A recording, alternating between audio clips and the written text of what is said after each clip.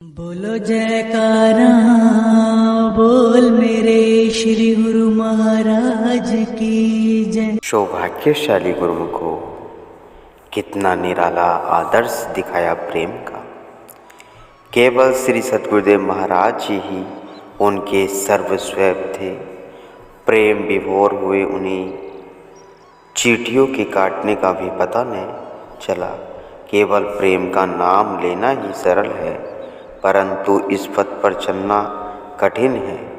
यदि सेवक स्वामी के प्रत्येक मौज में सर्वस्व समर्पण करने को तत्पर हो जाए हो तो स्वामी भी सेवकों के प्रत्येक कार्य का भार अपने ऊपर ले लेते हैं। इन सबका स्पष्ट प्रमाण भक्ति साहिब राम जी की घटनाओं से मिलता है। वे इस प्रकार है। भक्त साहिब राम जी लक्की मरवत जिला बन्नू में रहते थे। एक बार 6 से 7 दिन की छुट्टी लेकर टेरी में श्री दर्शन के लिए गए। उन 6-7 दिनों के बाद उनका अदालत में कोई आवश्यक काम था। जब श्री दर्शन करने गए तो वहाँ पर श्री सद्गुरुदेव महाराज जी ने उन्हें वापस जाने के लिए आज्ञा न दी और न ही वे स्वयं आज्ञा मांगते थे। 10 से 12 दिनों के बाद श्री सद्गुरुदेव महाराज जी ने घर जाने की आज्ञा दी। पहले तो उन्हें अदालत का काम याद ही न रहा। जब घर पहुँचे तो स्मरण हो आने पर सीधा न्यायालय में जा पहुँचे। वहाँ जाकर कर्मचारी तथा न्यायाधीश से समय पर न पहुँचने के लिए क्षमा मांगने लगे। न्यायाधीश वह सब कर्मचारी हैरान थे कि साहिब राम जी क्या कह रहे हैं।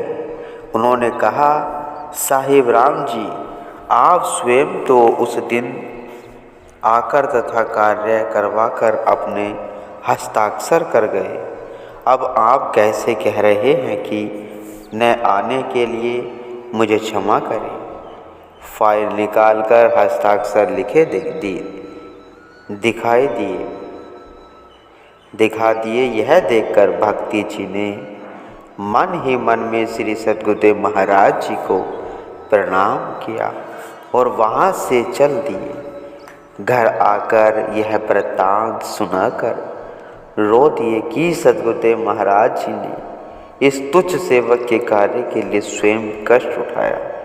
महात्मा योगात्मानंद जी भी वहाँ उपस्थित थे। उनके सामने ही यह घटना घटित हुई। दूसरी घटना इस प्रकार है कि भक्त साहिब राम जी गिरदावर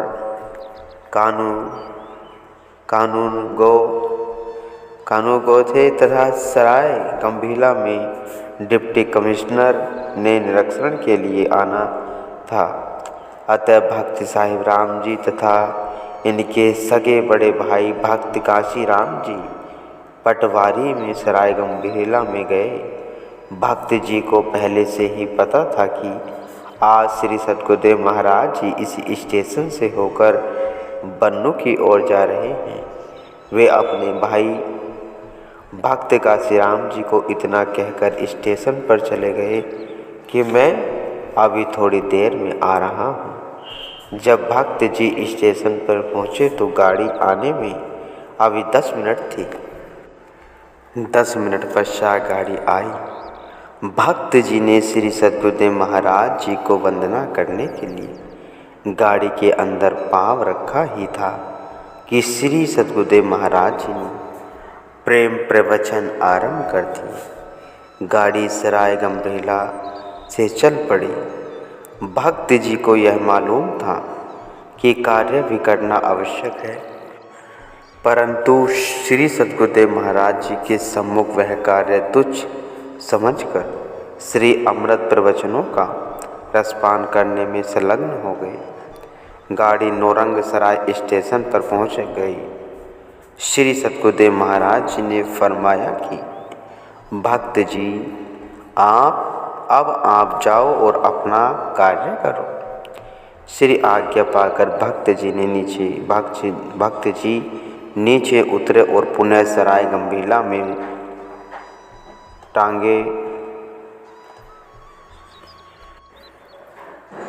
टांगे पर लोटे देर हो चुकी थी, परंतु वहाँ तो कुछ अजीब लीला बन गई थी।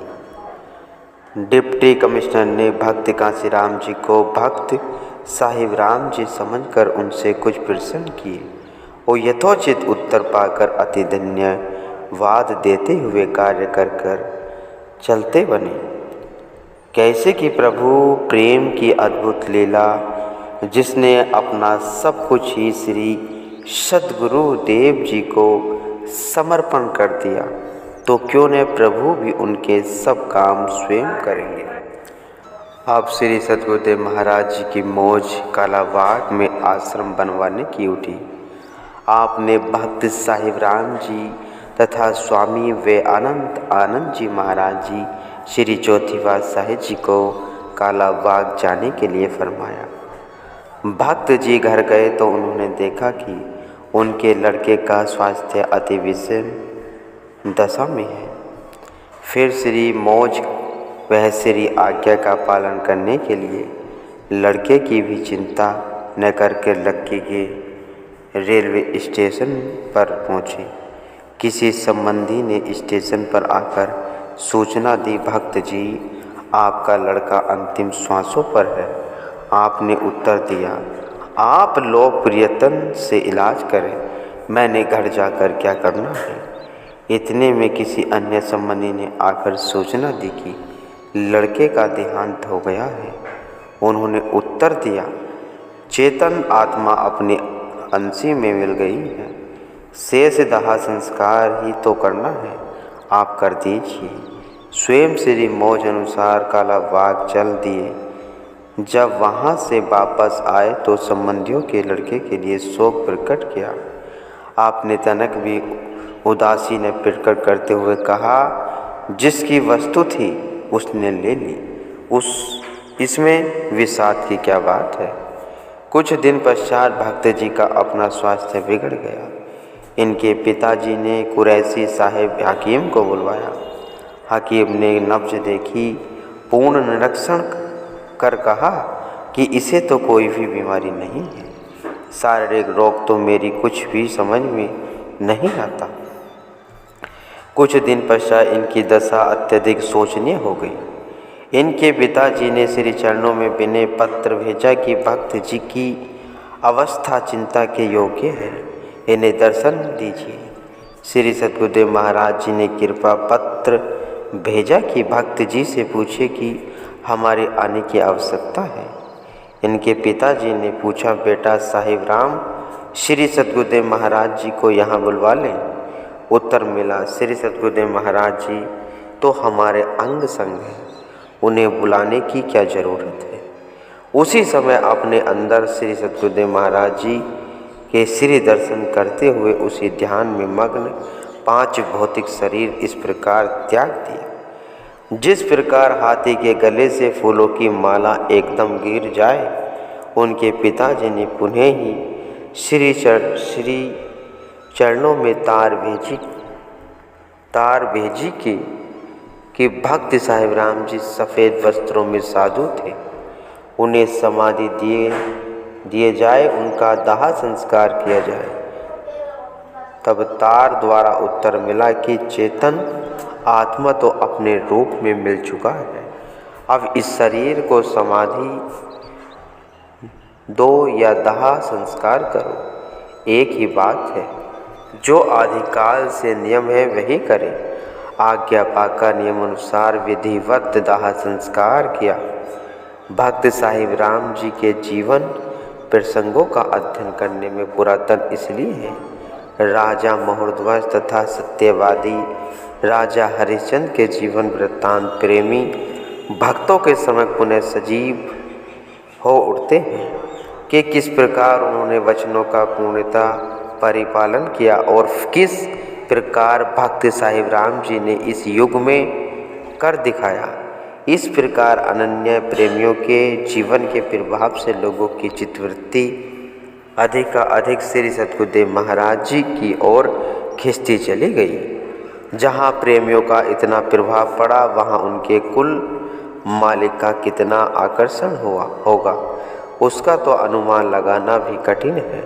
फिर संत महापुरुष पूर्ण सद्गुरुदेव महाराज जी की महिमा, जिसे वेद भी नीति कहते हैं, चाहे कितने भी वेद शास्त्र क्यों न भर दिए जावे, कवि कोविद ब्रह्म विष्णु महेश भी निज मुख से नहीं गा सकते।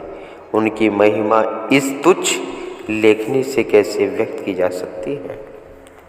श्री सद्गुरुदेव महाराज जी जहाँ जहाँ पर पवित्र चरणों से भूमि को सौभाग्यशाली बनाते, वहाँ पर सहस्त्रों श्रद्धालु ब्रह्म विद्या को प्राप्त करने के लिए श्री चरणों में विनय करते। परिस्थिति तथा देश काल के अनुसार ही प्रत्येक युग में महापुरुष उसी के अनुरूप कार्य करते हैं। यदि श्री गुरु नानक देव जी ने अलौकिक चमत्कार दिखाकर लोगों को धर्म पर चलाया तो श्री गुरु तेग बहादुर जी ने युग परिस्थिति अनुसार धर्म के लिए बलिदान दिया। क्या श्री गुरु तेग बहादुर जी के पास इतनी शक्ति न थी कि वे एक संकेत मात्र से सब परिस्थितियों को बदल देते, परंतु ऐसा करना उस समय उन्होंने उचित न समझा और उन्होंने वही किया जो करना उपयुक्त था। तथा क्या श्री रामचंद्र जी के पास इतनी शक्ति नहीं थी कि अकेले ही रावण को मार देते। सर्व कला संपूर्ण होते हुए उन्होंने वानर सेना का सहयोग लिया, क्योंकि उनका भी तो उद्धार करना था। इसी प्रकार आप श्री सद्गुरुदेव महाराज जी श्री दूसरी बादशाही जी ने कहीं पर अलौकिक चमत्कार दिखाए, कहीं पर अपने सदोपदेशों से जीवों को सन्मार्ग पर लगाया। अब आपने प्रेमियों के नम्र निवेदन को स्वीकार कर टल बुलंद पधारना स्वीकार किया। कोहाट से होकर यह मार्ग पार करना था। मार्ग में पथरीली भूमि पर एक संगडोवा नाम की नदी बहती थी, जिसे पैदल ही पार करना पड़ता था। जल कई फुट गहरा होने से सभी प्रेमी इस उलझन में पड़ गए कि इसे कैसे पार किया जाए। परस्पर विचार विमर्श किया कि श्री सद्गुरुदेव महाराज जी को कंधे पर बिठाकर नदी पार की जाए। सभी प्रेमी अभी इसी विचार में ही थे कि क्या देखा श्री सद्गुरुदेव महाराज जी नदी के उस पार सैर कर रहे हैं। सभी प्रेमियों ने नदी पार कर श्री चरणों में दंडवत कर इस रहस्य को जानने की विनय की। तब आपने फरमाया, भाई हमने तो ऐसे ही नदी पार कर ली है। महापुरुष तो सर्व शक्तियों के भंडार होते हैं, परंतु वे इन शक्तियों का गुप्त रूप से प्रदर्शन करते हैं, ब्रह्म रूप से नहीं। उनकी संकल्प शक्ति असंभव कार्य को भी संभव कर देती है। इस प्रकार सगुण माया के द्वारा वे प्रेमियों के हृदय में एक कौतूहल का भाव जगा देते हैं। इस प्रकार प्रेम वार्तालाप करते हुए आप कृष्ण द्वार टल बुलंद पहुँचे। वहाँ पर नित्य प्रति उपदेश अमृत की धारा से सर्वसाधारण को कृतार्थ करने लगे। आपके अमृत वचन प्राय सूरत शब्द योग तथा वचन अभ्यास के विषय में ही हुआ करते थे। आपके प्रवचनों में अधिकतर गुरु भक्ति, वैराग्य, प्रेम तथा आज्ञा की महत्ता की झलक स्पष्ट दिखाई देती थी। अब वहाँ पर मारत भक्ति के रंग में जन समाज को रंग कर आप टेरी पधारे। वैसे तो आप कभी कभी लक्की में कृपा करते, कभी टेरी में सत्संग प्रभाव चलने लगा। अब लक्की को धरती एक पावन तीर्थ बनाने के लिए वे बल पुकार कर रहे थे। लक्की पर्वत स्थान के प्रेमी तथा भक्त जनों के दिल में भी प्रेम उमड़ आया और उन सब ने मिलकर विचार किया कि श्री सद्गुरुदेव महाराज जी को कुछ समय के लिए लक्की पर्वत में स्थायी निवास करने के लिए श्री चरणों में विनय की जाए, ताकि हमारे जन्म जन्मांतरों से त्रसित आत्मा को श्री दर्शन तथा श्री पावन वचन पान करने का सौभाग्य मिल सके। गुरुमुख हो।